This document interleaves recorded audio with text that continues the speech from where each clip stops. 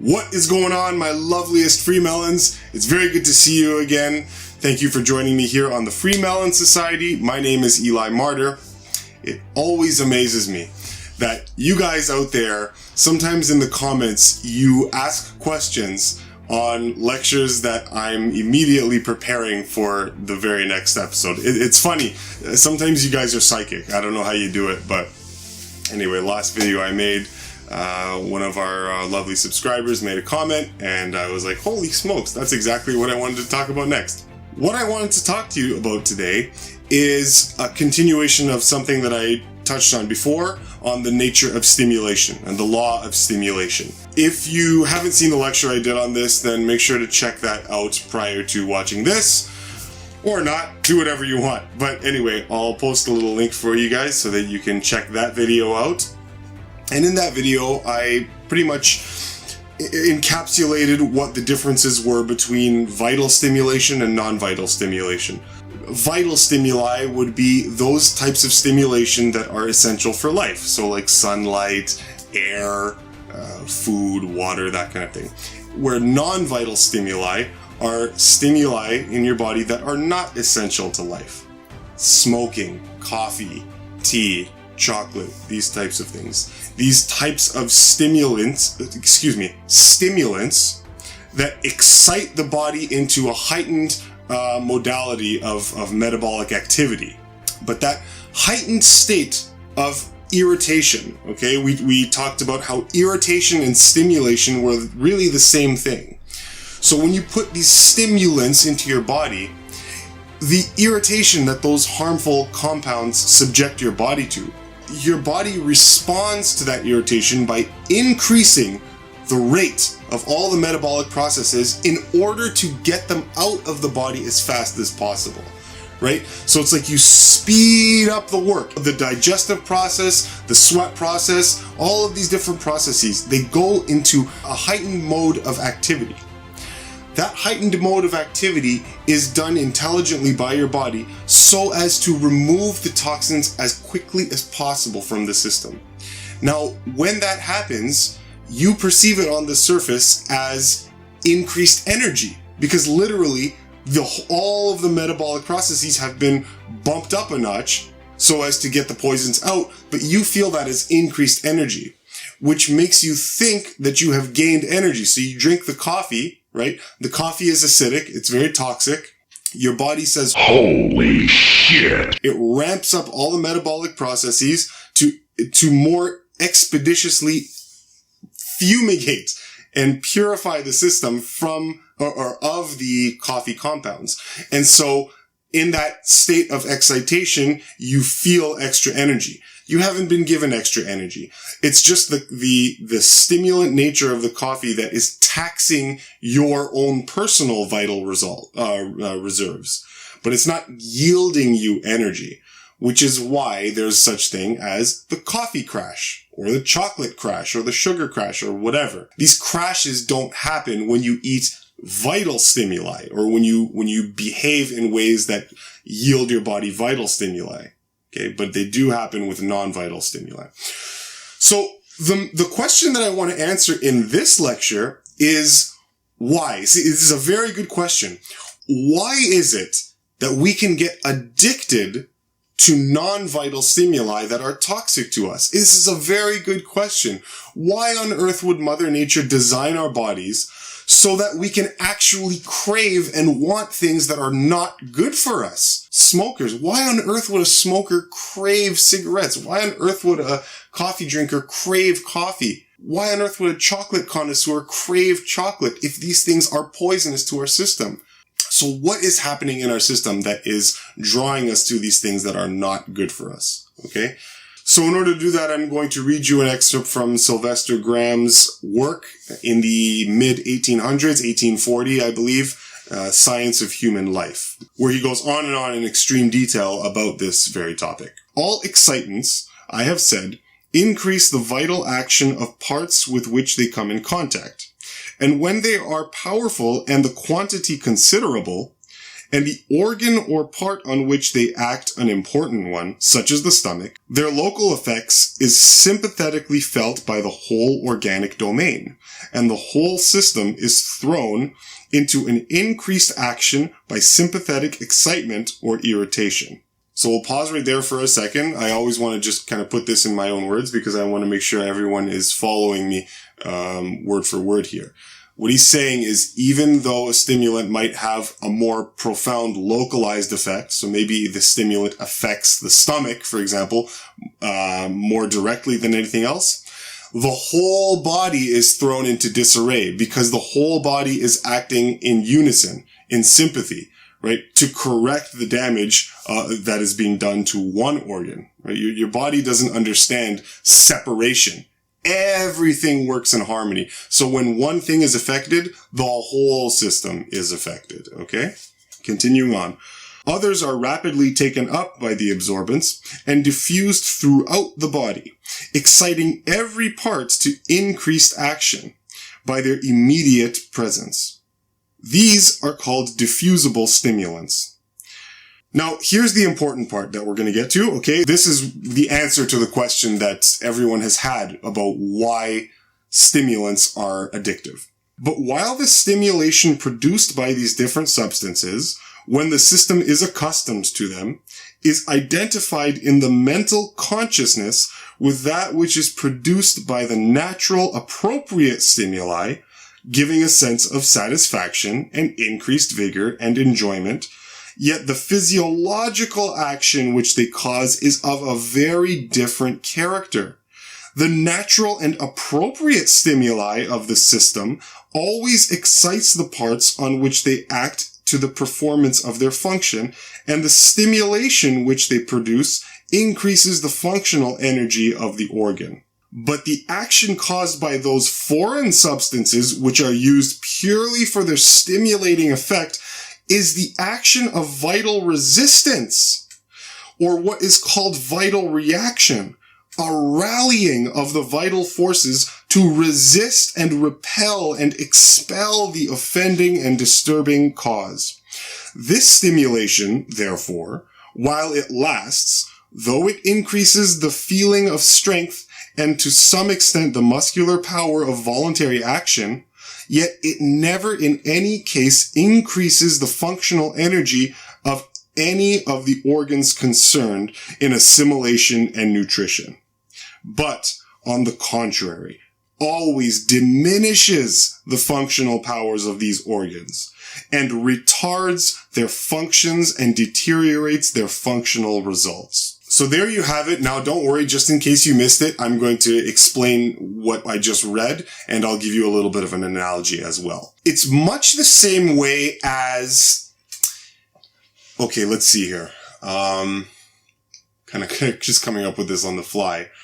It's an interesting thing. The mind can't tell the difference between an imagined reality and an actual physical reality. You might hear that offhand and say, well, no, that's absolutely ridiculous. But it's actually true. Your mind doesn't really make a distinction. I'll give you an example. I'll give you actually a potent example. Let's take pornography. For people out there who watch pornography, you may have noticed that your physical body responds to the images that you're seeing on the screen. The reproductive response to a member of the opposite sex, okay, is one of an excitation and a preparation for reproduction. The preparatory physiological necessities for sex, okay? Now, when you're watching porn, now these preparatory biological phenomenon, they happen when you're in the presence of that member of the opposite sex. They're there in front of you, you see them, you can feel them, you touch them, you can smell them. All of these things are signaling to your body that it's time to have sex, okay? When you're watching porn, however, none of that reality is actually extant in your immediate vicinity. All you're seeing is you're seeing representations of that on a screen. But what happens to your body, right? You might get turned on, right? But that physiological process of turning on has nothing to do with the actual reality at hand. It is purely a figment of your imagination. There is no member of the opposite sex in front of you to cause that type of physiological sex response. But yet it happens, okay? If you're playing a virtual reality video game, you might be in the context of a huge action-packed battle, and your heart rate will go up. Your stress level will go up. All of these physiological effects are going to start to hit you, but they have nothing to do with the actual reality of the moment. The reality of the moment is that you are standing doing absolutely nothing with this device over your face, okay? So it's your perception that's important. So you get these tangible physiological effects, even though they aren't a reality. It's just what's happening up here that's causing these physiological effects. So again, I repeat, your brain does not distinguish between a perceived reality and an imagined reality. Okay? You can still affect the body in either way. Okay? Let's go back to stimulants and the use of stimulants. Why is it that you can get addicted to stimulants that are harmful for your body? The reason is because when you put a harmful stimulant into your body, like chocolate, let's just say, okay? Yes, there is on the surface level a perceived level of increased vigor and increased energy because your body is struggling to expel the poisons from your system. And in order to do that, it needs to ramp up the metabolic energy in the system. So you feel that as extra energy. Now, the secondary effect is important because that ramping up of energy just causes a crash because you've just taxed all your vital reserves. Whereas if you were to eat a couple of apples, you would actually be gaining energy, and that would not happen. That crash would not happen. But much like the pornography turns people on while they're watching porn, even though there's no member of the opposite sex to turn them on immediately in front of them, the chocolate, the non-vital stimuli, the poison, the toxin, because it's simulating increased energy, what happens is there's a mental association with that increased energy that equates it to the same thing that's happening when you eat the apple. You eat the apple, it goes in, it sustains the organs, it supports them, it nourishes them, it feels good, it gives you energy, all that wonderful stuff. But that sensation, because it's similar to what happens with the chocolate, right? Your mind draws a connection between the two and says these are the same. Okay? Now, even though the chocolate enervates you on the other end, the secondary effect, okay? Despite that happening, your mind still draws the conclusion between the beneficial effects of the natural stimuli, the apple, and the chocolate. It interprets them as the same thing because they're doing the same type of uplifting action, even though the chocolate on the other end has an impairing effect. So the stimulant is fooling you into believing that you are getting energy when it really is taxing your energy. But your mind, it's not that you're stupid, it's just that your mind has a hard time distinguishing the two, okay? It's a form of trickery. Now, this is why it is so important, because you might ask, okay, fine, that makes sense. But why would this be a thing to begin with? Okay? And the truth is, you have to go back to being brutally honest about yourself, because it's food manufacturing and food processing and food culture that deliberately uses this type of trickery in order to convince you that what you're eating is food. So I use the example of chocolate, right? And you might be asking, well, why would I be getting myself accustomed to chocolate? And the truth is, you have a natural defense mechanism against this chocolate, right? But what we think of as chocolate is not really chocolate. The chocolate that you go and buy at a store is a processed product that is meant to override your natural sensibilities. If you were to go and try and eat an actual cocoa bean, you would spit it out immediately. It's disgusting. Cocoa is disgusting. But it's only when we process it, melt it down, heat treat it, toss tons of sugar in it, toss tons of milk and whatnot in it, right? Do all sorts of ridiculous things to it, and then we give that to you and say, chocolate. It's not chocolate, okay? So if you're being honest with your senses, you wouldn't have to worry about getting addicted to harmful stimulants because you would use your natural senses to intuit what is food to begin with, right? You would see that the mango is good and you would eat it with your senses. And you would maybe, I don't know why, but you would cut the cocoa fruit in half and you would take the cocoa beans and you would try to eat for whatever reason. It would be horrible and you would spit it out. And then you would never have to worry about being addicted to chocolate because your natural sensitivities would have dissuaded you from the beginning. Coffee. Okay, I get what you're saying about your mind drawing the equation between the coffee and the apple, but why would that be happening? Well, because coffee is a processed product. You would never, ever try to eat coffee beans in their raw form. It's only when you heat treat it and you add your milk and sugar and cream or whatever. Wheat addictions. Wheat is highly stimulating. It's a processed product. It's an unnatural product. Okay, you're never going to go into a wheat field and eat wheat. So that's your natural sensitivity dissuading you from doing something silly like that. But it's only when man believes he's doing something constructive and processes these foods to high hell into something that is all of a sudden palatable, it makes you think that you're eating food, but you're not. Or in taking a stimulant. Okay, so I hope that answers your question, guys. It's a great question, and I'm sure it's one that a lot of people in the back of their mind somewhere have struggled with. It's like, why on earth would something be addictive if it's actually harmful? Okay, and just again, to recap, the reason that it is addictive is because your mind draws the equation to a stimulant which increases your energy, but only really because it's trying to dispel the poisons, right? But that increase of energy, that ramping up, it likes that, just like it likes that same ramping up of energy when you eat something natural. And it draws the equation between the two. It draws the similarity between the two, and it says both of these are vital stimuli.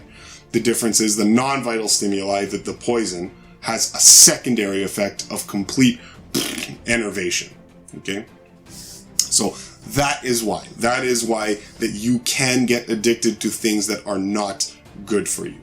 How do you avoid things that are not good for you? Start to be brutally honest with yourself and your senses and what they dictate about what is food and what is not. Okay, next time you go out to the store and you buy something, honestly look at it. If it is a product, if it isn't some sort of chimeric amalgamation of stuff, be honest about it, right? Just say, would I eat any of these things in isolation in their raw form? Right? If the answer is no, then, well, you have yourself an answer. Now you got to come to grips with the reality. The reality about what you would do in a natural setting if you were to come across those raw ingredients in nature. Would you eat them?